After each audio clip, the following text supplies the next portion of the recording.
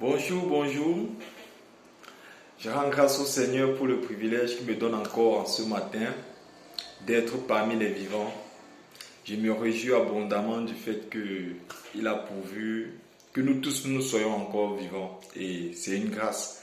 C'est une grâce. Ce n'est pas un souhait, ce n'est pas par nos prières que nous nous tenons debout parce que beaucoup prient mieux que nous, mais ils sont morts. Donc, je vais faire cette vidéo. C'est difficile de faire cette vidéo parce que obéir à la volonté de Dieu est tellement difficile. La première fois qu'il fallait que je fasse, depuis longtemps, Dieu m'a mis à cœur de faire cette vidéo, mais il y a la paresse, il y a la têtutesse de ce que les gens vont penser, de ce qu'on va dire, de quoi que ce soit. Mais bon, le plus important, c'est toujours d'obéir à Dieu. Et la première fois même que j'ai fait la vidéo, je ne me suis pas préparé. Aujourd'hui encore, je ne me suis pas préparé. C'est pas comme si j'avais préparé quelque chose. C'est quelque chose que Dieu me met à cœur de faire. Et obéir n'est pas toujours chose facile. Donc c'est même parfois énervant et contraignant. Non seulement c'est ton temps et autre chose. Donc, mais aujourd'hui, nous allons parler de le sacrifice, l'abandon en soi. Parce qu'il y a beaucoup de personnes qui veulent servir Dieu. J'ai beaucoup d'amis qui veulent servir Dieu tellement, qui m'envient, qui veulent avoir une relation avec Dieu, qui veulent faire un pas avec Dieu, mais ils ne veulent pas, ils ne savent pas, d'autres ne savent pas comment s'y prendre, d'autres sont paresseux, d'autres sont beaucoup plus attirés par le monde, d'autres ne savent pas parce qu'ils ont cette honte-là de partir auprès de quelqu'un, ou ils ont cette honte-là aussi de devenir chrétien, de peur que les amis vont penser ceci, les amis vont penser cela, on va les insulter, ils vont traverser la honte. Mais la Bible est claire. Servir Dieu, c'est un peu comme un diplôme, c'est un peu comme l'examen. Quand tu es face à un examen qui est très important pour toi, tu te mets au travail. Quand tu vois que cet examen est important, tu te mets au travail. Tu te mets au travail parce que tu veux réussir. Tu veux réussir, tu veux arriver. Et c'est la même chose quand tu veux devenir chrétien, quand tu veux servir Dieu vraiment, quand tu veux vraiment plaire à Dieu. Tu te mets au travail, tu te forces jour et nuit pour plaire à Dieu. Exemple, voici mon vieux cahier de depuis avec lequel je prenais mes notes, c'est déjà plein depuis et je crois j'ai 4 avec lesquels je médite. Ça, ce sont les vieux cahiers auxquels je médite et c'est au travers de ce vieux cahier que j'ai pris même cet enseignement-là depuis. Donc, j'aimerais vraiment vous encourager à vraiment prendre cela au sérieux. Et vraiment, il faut se concentrer. Il faut passer le temps dans la prière. Parce que tu ne peux pas être enfant de Dieu si tu ne connais même pas la parole. Parce que déjà, de un, tu ne peux pas dire, je prends un exemple qui est très courant. Beaucoup ne peuvent pas se marier avec quelqu'un qu'ils ne connaissent pas. Tu ne peux pas te marier avec un homme que tu ne connais pas. Et déjà, pour connaître Dieu, il faut connaître sa parole. C'est au travers de sa parole qu'il se révèle. Et c'est au travers de sa parole qu'il nous parle. Ce n'est pas toujours par des serviteurs. Beaucoup prennent la parole de Dieu, ils l'utilisent en leur volonté. C'est pour cela qu'on trompe trop de femmes, on trompe trop de personnes. Donc, c'est mieux de méditer constamment la parole de Dieu. Voici mon cahier. C'est avec ça que j'étudie la plupart du temps.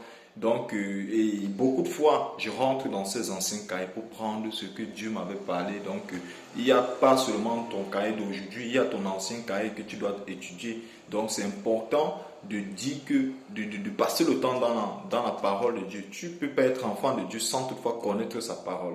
Si tu ne connais pas sa parole, tu ne pourras pas avoir les racines, tu ne pourras même pas être focalisé, tu ne pourras même pas savoir ce que tu vas faire.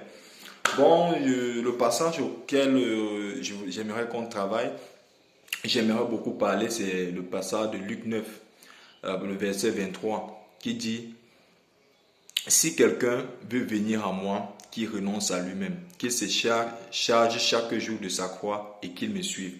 Ici, Jésus parle du disciple-là, comment être un disciple de Jésus, comment marcher avec Jésus. Le passage de Luc nous dépeint la marche de Jésus. Le passage de Luc nous dépeint la marche de Jésus et de ses disciples. Donc, c'est une marche qui n'est pas toujours facile. C'est une marche qui, au début, elle est très difficile, puisqu'il faut faire des sacrifices. Mais il y a beaucoup de personnes qui ne savent pas, ils veulent changer radicalement. Et parfois, on ne change pas radicalement, c'est pas à pas, parce que c'est simple. Je vais prendre un exemple encore. Le bébé ne commence pas directement à marcher, il rampe d'abord et après, il tombe, il se relève. Il tombe, il se relève, pour finir, il marche. Parce que le bébé fait des efforts. S'il ne fait pas des efforts, il y a des bébés qui marchent après 5 ans, il y a des bébés qui marchent juste pendant des mois. C'est la même chose. Dieu utilise chacun selon sa volonté. Et Dieu, ici, ce sont des trucs d'homme, mais Dieu est Dieu et il fait des choses selon sa volonté. Il peut t'accorder la grâce de changer radicalement. Il peut t'accorder la grâce de changer après des mois, après des années. Donc Dieu est Dieu et il agit comme il veut. Moi, Dieu m'a fait grâce parce que j'étais dans une situation où je n'avais pas de choix. En fait, pas que je n'avais pas de choix, j'avais cette soif en moi, puisque j'avais toujours et toujours recherché Dieu dans le passé. Je me forçais du mieux que je pouvais et ça ne marchait pas. Je me forçais, je ne marchais pas. Je passais le temps à 3 heures du matin, je pleurais, j'avais cette soif. Comme Dieu a mis cette soif de l'éternité en tout temps, j'avais cette soif qui me rongeait tout le temps. Je pleurais à 3 heures du matin. Tout le temps, mon sommeil finissait, je pleurais, je voulais vraiment chercher Dieu. Mais je n'avais pas cette force-là, cette capacité. Mais quand j'ai commencé à lire, la parole de Dieu, puisque c'était le plus difficile, j'ai commencé à lire la parole de Dieu. Je lisais l'Ancien Testament, puisque je voulais noyer mes pensées impures, je voulais changer. Comme j'étais en train de vouloir renaître de nouveau, j'étais en train de vouloir noyer mes pensées impures, parce que j'étais un grand fornicateur. Et alors, il fallait que je renouvelle mon intelligence, que je change mes pensées, puisque le diable nous attaque par les pensées. Et je voulais gagner le diable sur ces pensées impures qui me malmenaient tout le temps. Alors, je passais le temps à lire beaucoup plus. Je ne passais que la journée à lire les livres de l'Ancien Testament, puisque ce sont des livres avec des énormes chapitres. Donc, je lisais, je finissais tout ça. Je passais le temps à lire. Seulement, comme ce sont des livres d'histoire, c'était facile de lire et tout. Même si je ne retenais rien, pour moi, ça me plaisait. Et c'est comme ça qu'au fur et à mesure, je lisais. Au fur et à mesure, je lisais. Et chaque jour, ça commençait à me plaire. Et ça devenait de plus en plus fantastique. C'était de plus en plus, ça me donnait davantage l'envie de lire chaque jour, chaque jour, chaque jour, chaque jour. C'est ainsi que j'ai commencé à écrire certains passages qui m'ont plu. J'ai commencé à noter. C'est comme ça que c'est parti. J'ai commencé à noter, c'est comme ça. Donc, au fur et à mesure, je me nourrissais de la parole de Dieu sans toutefois savoir ce que je faisais. C'est ainsi que l'Esprit de Dieu travaillait en moi. Et c'est ainsi que, au fur et à mesure, je lisais. Parfois, ça m'arrivait de prier même. Je ne savais même pas ce que je faisais, mais je priais quand même. Ça m'arrivait peut-être de faire une petite prière, Seigneur, tout, comme sur l'autre ici là, accorde-moi cette opportunité, accorde-moi cette grâce. C'est ainsi que je le faisais. Et alors, petit à petit, l'Esprit de Dieu a commencé à me briser. Il a commencé à me briser et j'ai accepté de me laisser transformer parce qu'il y a ce choix. Il y a ce choix que nous acceptons, nous laisser transformer. C'est ce choix que nous acceptons. J'ai accepté de me laisser transformer petit à petit, petit à petit. C'est comme ça qu'il a commencé par la colère. Je m'énervais très vite et pour rien, je m'énervais très vite. Il a commencé par la colère, la violence également. Je me fâchais aussi très vite. Et quand il me fâchait autant pour moi, j'agissais.